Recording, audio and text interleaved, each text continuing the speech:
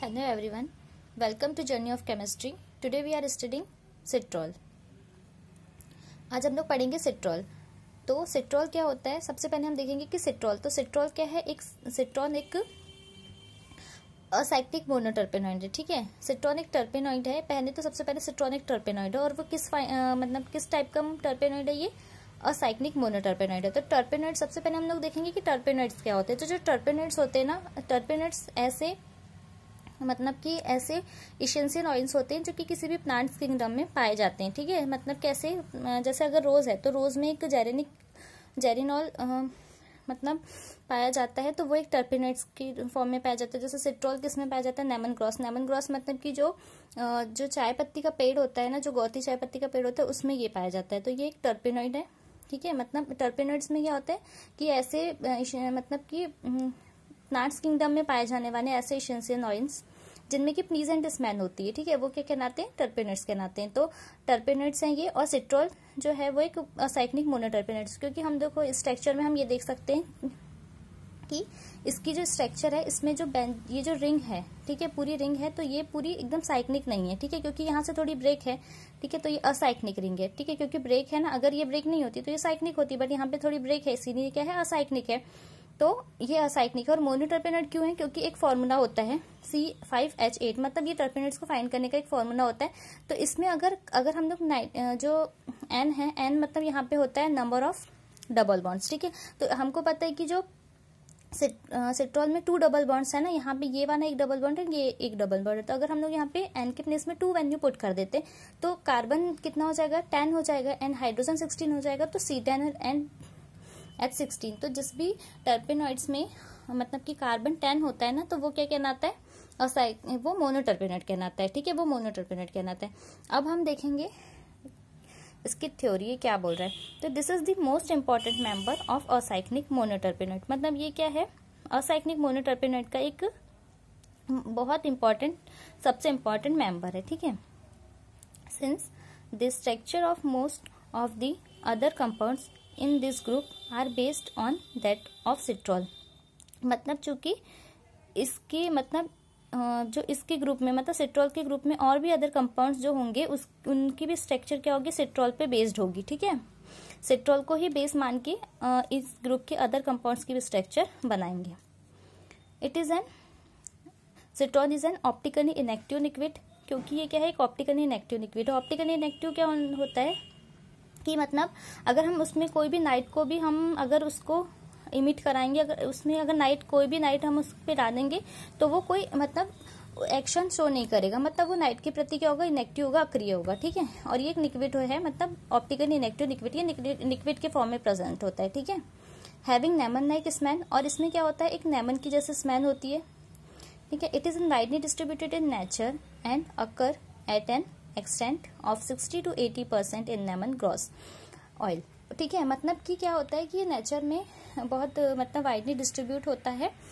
और ये क्या होता है, जो लेमन ग्रास ऑयल होता है ना, वही जो लेमन ग्रास जो होता है, गौती चाय पत्ती का पेड़, तो उसमें ये क्या पाया जाता है, 60 to 80% पाया जाएगा. तो आज यहाँ सिट्रॉल में क्या क्या देखा हम लोगों ने, सबसे पहले देखा कि ये क्या है, असाइक्लिक मोनोटर्पेनॉइड है. ठीक है, और इसके ग्रुप में और भी जो अदर कंपाउंड्स होते हैं उनकी स्ट्रक्चर इसी पे बेस्ड होती है.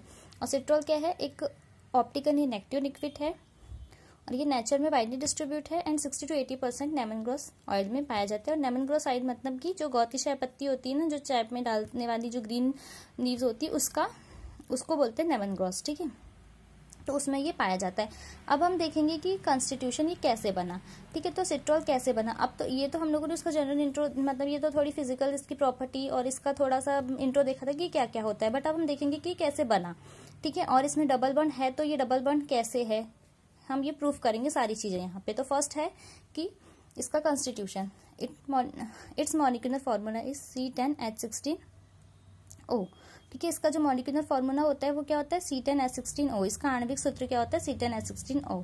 ठीक है, फिर उसके बाद क्या होता है, क्या है, जैसे CHO आपको समझ आ रहा है ना कि क्या है, ये एल्डिहाइड का एक फॉर्म है, एल्डिहाइड के ही फॉर्म में प्रेजेंट है ये. ठीक है, दिखने से समझ भी आ रहा है इसमें. ठीक है, फिर सेकेंड क्या है कि by the usual reactions citron is found to have 2 double bonds. ठीक है, अब हम इस रिएक्शन यहाँ पे हम कुछ रिएक्शंस करेंगे, उस रिएक्शंस से हम लोग ये बताएंगे कि सिट्रॉल में 2 डबल बॉन्ड्स की प्रेजेंट होती है। यहाँ पे तो आप लोगों को दिख रहा है कि सिट्रॉल जो है उसमें 2 डबल बॉन्ड्स दिख रहे हैं, बट ये कैसे होती है वो देखेंगे।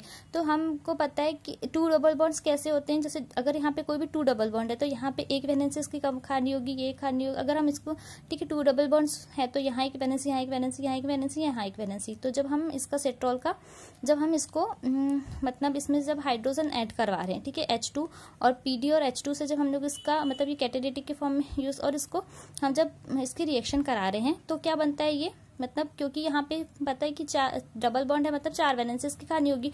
तो जब हम 2 हाइड्रोजन देंगे तो यहाँ एक हाइड्रोजन ऐड होगा, यहाँ एक हाइड्रोजन, एंड यहाँ एंड दिस यहाँ पे भी, ठीक है।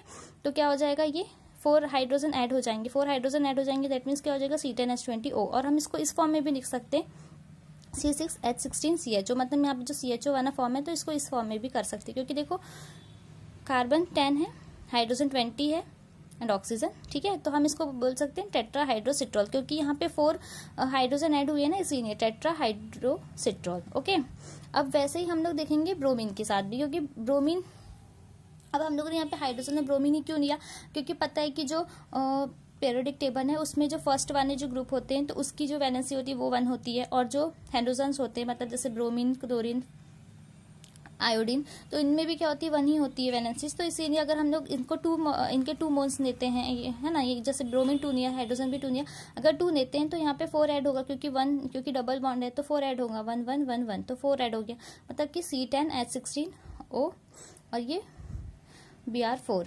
तो ये इसको क्या बोल सकते हैं, सिट्रॉल टेट्राब्रोमाइड, ठीक है, सिट्रॉल टेट्राब्रोमाइड। और ये क्या है, तो ये पता चल गया कि ये डबल बॉन्ड है, डबल बॉन्ड है तभी तो ये 4 ऐड हो रहा है, यहाँ पे भी 4 ऐड हो रहे हैं। अगर डबल बॉन्ड, सिंगल बॉन्ड ही होता तो ओनली 2 ऐड होते, पर डबल बॉन्ड है इसीलिए तो 4 ऐड हो रहे हैं। तो ये समझ आ रहा है कि हाँ तो डबल बॉन्ड है इसमें, तो ये प्रूफ हो रहा है कि इसमें डबल बॉन्ड है।